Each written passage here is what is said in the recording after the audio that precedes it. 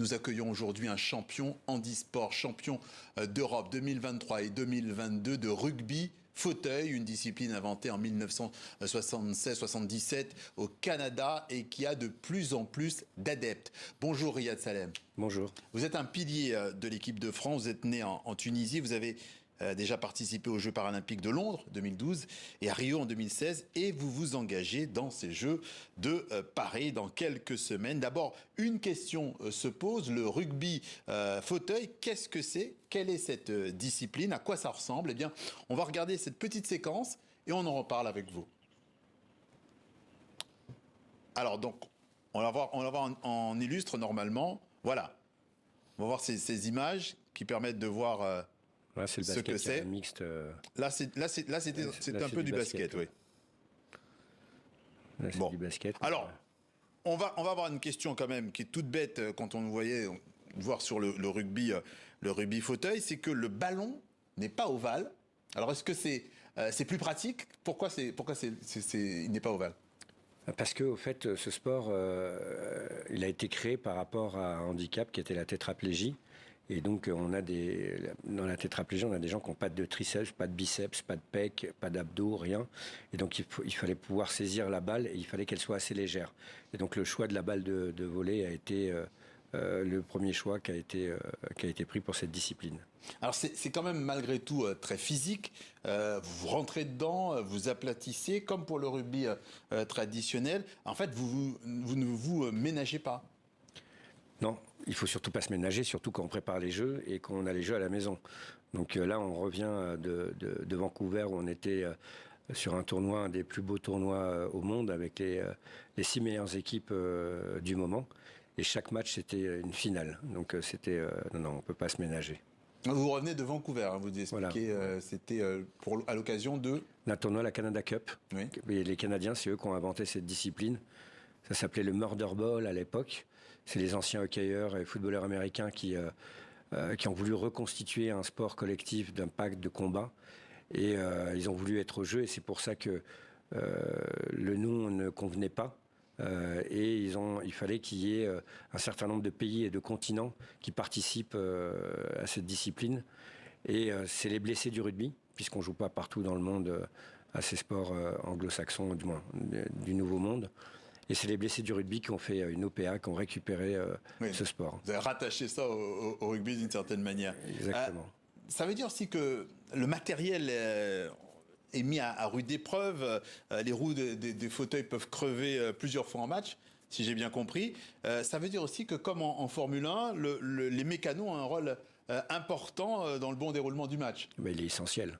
Si vous n'avez pas de mécano, si votre roue elle est pliée ou si elle est crevée, vous pouvez plus jouer. Donc c'est vraiment indispensable d'avoir un mécano. Autant pour le corps, on a les kinés, les médecins, et autant pour nos fauteuils, on a le mécano. Alors vous êtes né sans jambes. Qu'est-ce qui vous a amené vers cette discipline-là en particulier? Parce que vous avez défendu d'autres disciplines avant. Oui, j'étais en équipe de France de natation, puis en équipe de France de basket, et là maintenant je suis en équipe de France de rugby depuis 2010.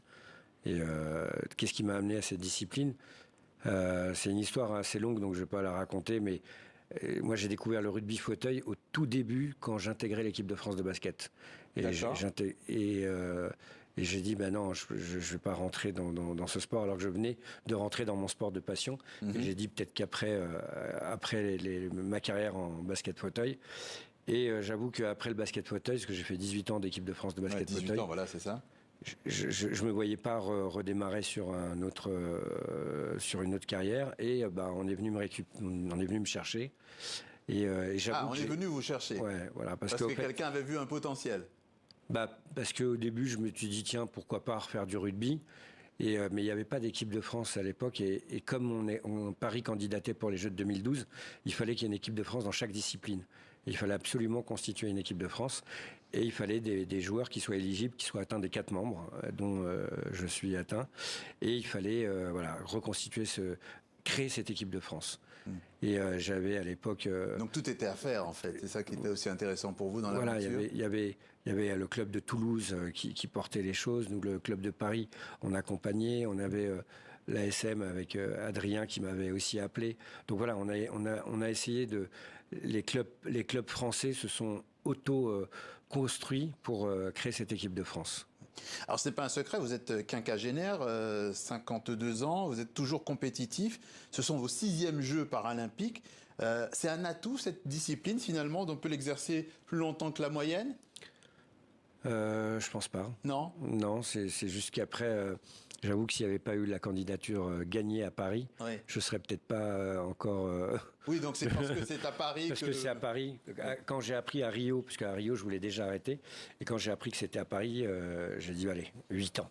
On va tenir le coup, on va finir sa carrière à la maison, c'est quand même Oui, c'est un beau cadeau qu'on C'est s'offre. la signature, là, vous avez signé la dernière grosse compétition. Alors moi je dis jamais la dernière parce qu'on n'en sait rien, Oui. mais en tout cas j'ai cette volonté de pouvoir là passer à autre chose que d'être encore dans le haut niveau, dans des sports aussi physiques, parce que c'est quand même très très physique. Hein.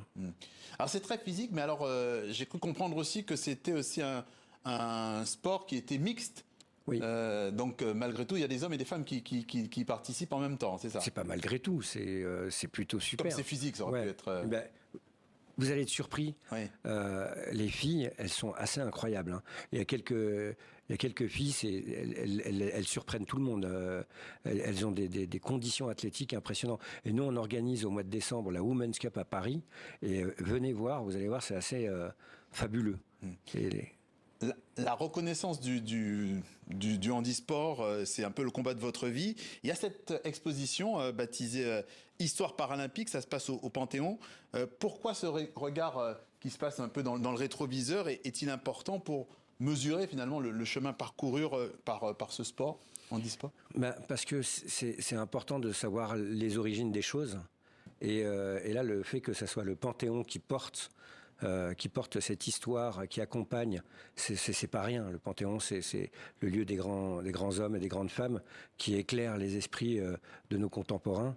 Et je pense que là, oui, c'est un message très très fort. On a besoin aujourd'hui d'avoir cette reconnaissance par rapport au parasport, par rapport au handisport et même au sport adapté, oui, qui est souvent un peu le parent pauvre du mouvement sportif et du handicap.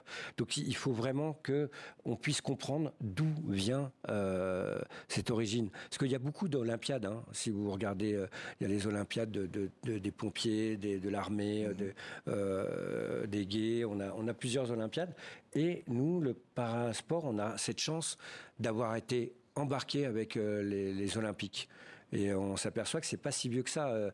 Les premiers jeux où on est dans la même ville, c'était à Séoul. Et après, les premiers jeux où on est quasiment dans la même période et dans les mêmes infrastructures, c'est Barcelone 92. Vous voyez ?